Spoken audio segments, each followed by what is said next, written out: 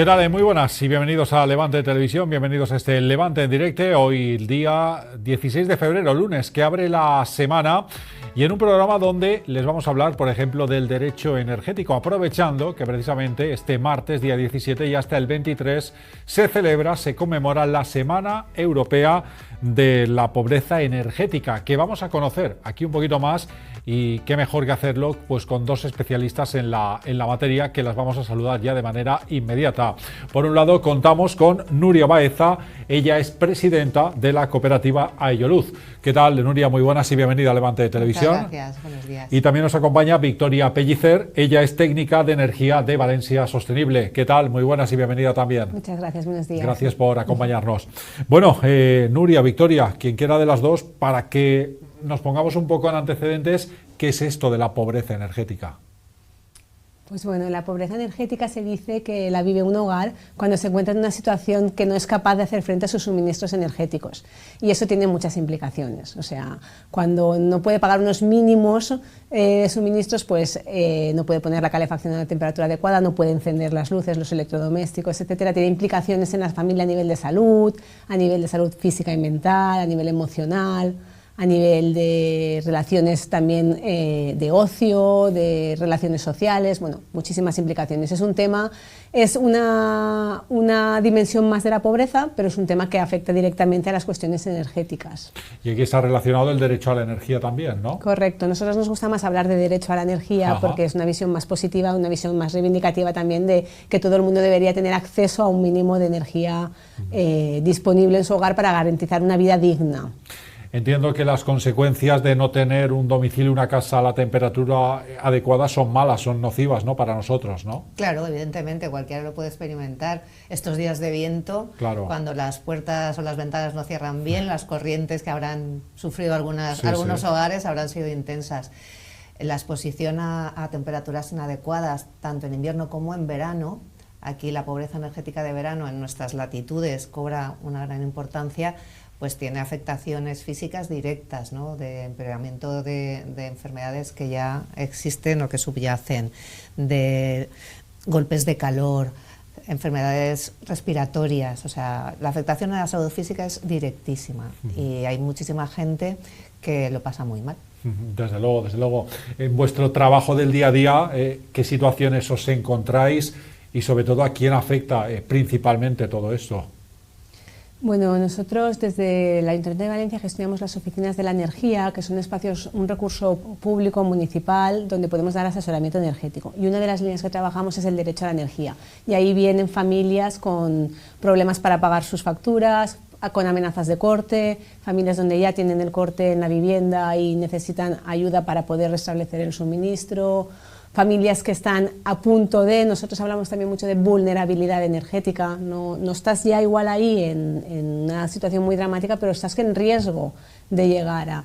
Y bueno, pues familias con bajos recursos, familias con personas dependientes que necesitan unos recursos energéticos mayores, gente que igual necesita pasar todas las noches conectada a un ventilador o necesita, bueno, de unos suministros energéticos mayores, familias monomarentales también. Claro, los perfiles suelen ser sobre todo donde hay menores, donde hay personas enfermas y donde la persona sustentadora principal es mujer.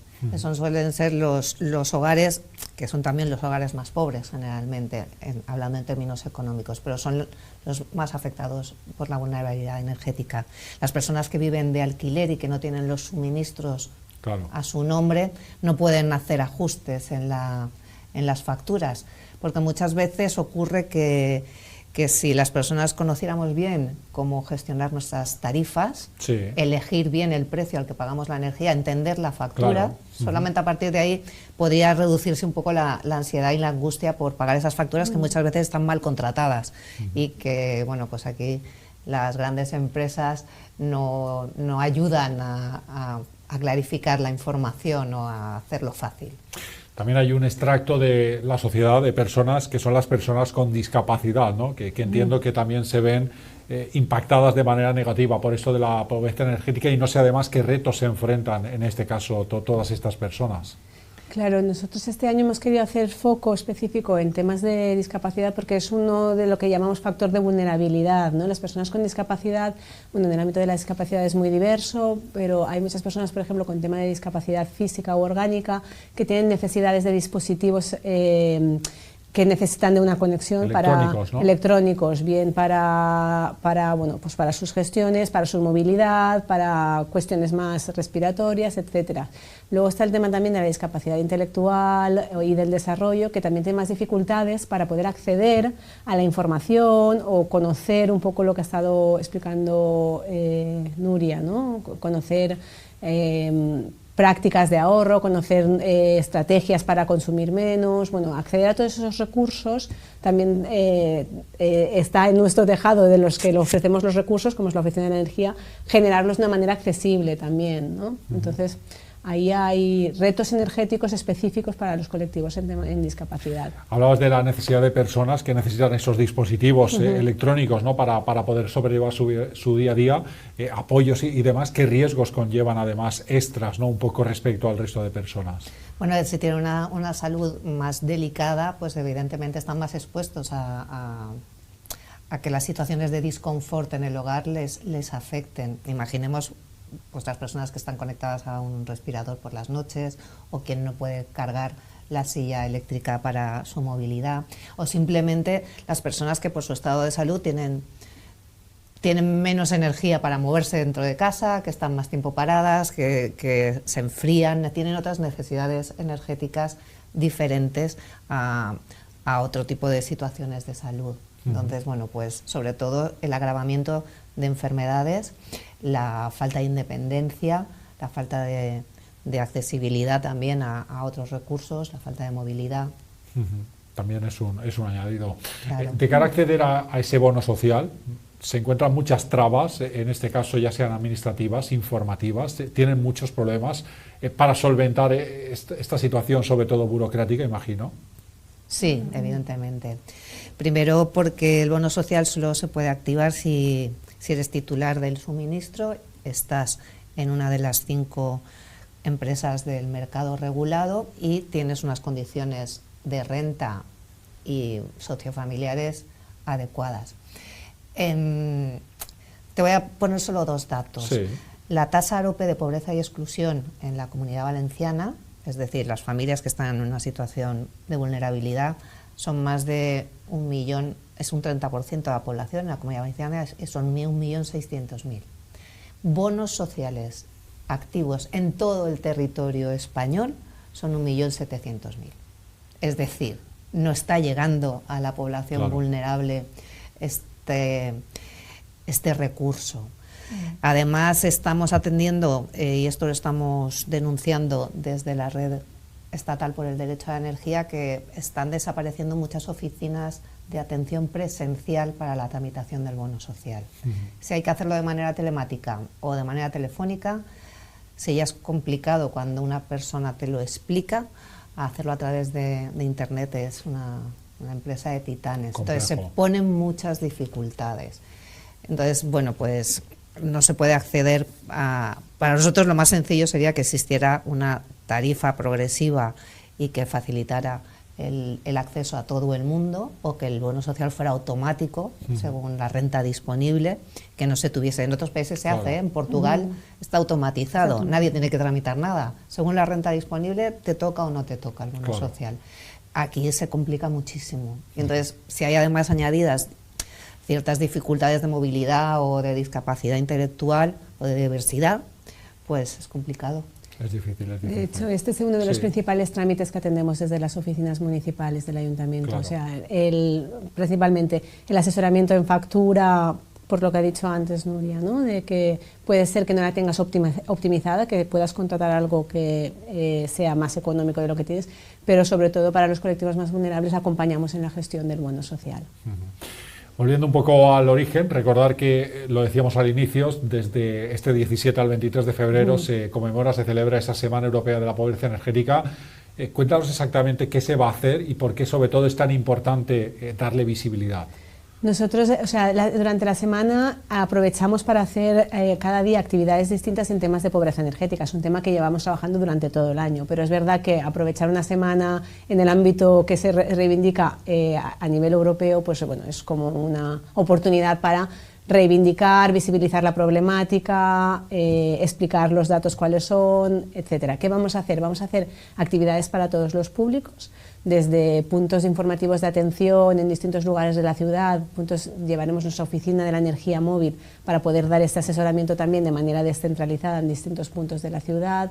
Haremos un taller también abierto a cualquier persona, está todo en nuestra página web, abierto a cualquier persona para poder difundir qué es el problema de la pobreza energética, qué posibles soluciones se pueden dar, de manera, para todos los públicos, y luego haremos actividades específicas para el colectivo con discapacidad. Haremos un seminario técnico dirigido a profesionales que queremos que sea, lo hemos planteado como el primer espacio de diálogo entre profesionales del sector del ámbito de la discapacidad y del ámbito energético para poder coordinar mejor nuestros servicios y nuestros recursos, y también talleres específicos para personas con discapacidad. Ajá. Bueno, pues más que interesante. Para ir acabando, caso concreto, una persona que nos está viendo ahora y no puede pagar la luz, ¿qué debe hacer? Lo primero, ir a servicios sociales y poner en comunicación con el Centro Municipal de Servicios Sociales su situación. Ahí activarán distintos servicios. Si vive en la ciudad de Valencia, puede dirigirse a las oficinas de la energía, que hay 3 en la ciudad. En la ciudad de Valencia. Sí. Cada centro municipal tiene alguno de referencia. Eso lo primero. Tranquilizarles si es perceptor del bono social y si alguna persona tiene en su casa, si es perceptor del bono social, va a estar protegido frente al corte. Pero si no lo es, pues hay que activar todos los mecanismos públicos que hay para tratar de mitigar la situación. Los cortes de suministros a los perceptores del bono social hemos conseguido de nuevo que se garantice que no se cortan los suministros en el próximo año. Pero esto siempre se hace en diciembre, a última hora, en un decreto ómnibus, del que siempre estamos pendientes las organizaciones que trabajamos estos temas de pobreza energética y que tenemos que luchar cada año. Nos gustaría que se implementaran medidas estructurales que ya vienen en directivas europeas, que deben transponerse en el Estado español para garantizar que las personas con vulnerabilidad están protegidas frente a estos cortes de suministro que ponen en peligro vidas. De hecho, bueno, pues relacionadas con la pobreza energética, anualmente se habla de cerca de 7.000 muertes que tienen que ver con esto. Es tremendo, es tremendo. Para acabar ya y como conclusión, hemos hablado de pobreza energética, afecta ya no solo, lógicamente, al que está afectado de primera mano, sino creo que también al resto como sociedad, ¿no? Totalmente, yo creo que es algo que... por eso nos gusta hablar del tema del derecho, porque el derecho corresponsabiliza a una sociedad, ¿no?, para poder garantizarlo.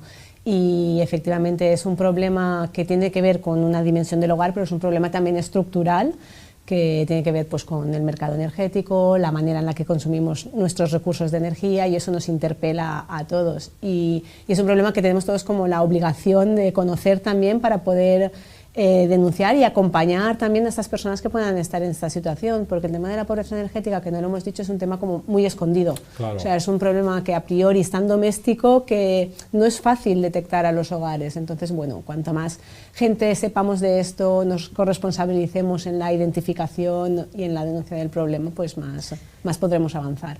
Sí, una punta más, sí. Y no olvidemos que la pobreza energética está relacionada con nuestro modelo energético, y eso está relacionado con nuestras pautas de consumo, de producción de energía, de gases y combustibles fósiles que quemamos, que a su vez provocan el calentamiento global y eventos climatológicos extremos. Parecen cosas inconexas, pero al contrario, está todo hilado. Claro. Y bueno, pues cómo consumimos energía aquí decide también qué cosas pasan en el ambiente. La apuesta por las renovables y la apuesta de la lucha contra la pobreza energética a partir de comunidades energéticas locales o con energías renovables es una realidad. Entonces, quería hacer este apunte para acabar de cerrar el círculo. Bueno, yo creo que ha sido más que interesante y estoy convencido que nos daría para hablar mucho más, porque seguro que hay muchos más temas que podríamos tratar, pero bueno, lo haremos más adelante, seguro. Nuria Baeza, presidenta de esa cooperativa Ioluz, muchísimas gracias por habernos acompañado aquí en Levante Televisión. Gracias. Y Victoria Pellicer, técnica de energía de Valencia Sostenible, también muchas gracias por haber estado con nosotros y también darnos esta información tan interesante. Gracias a las dos.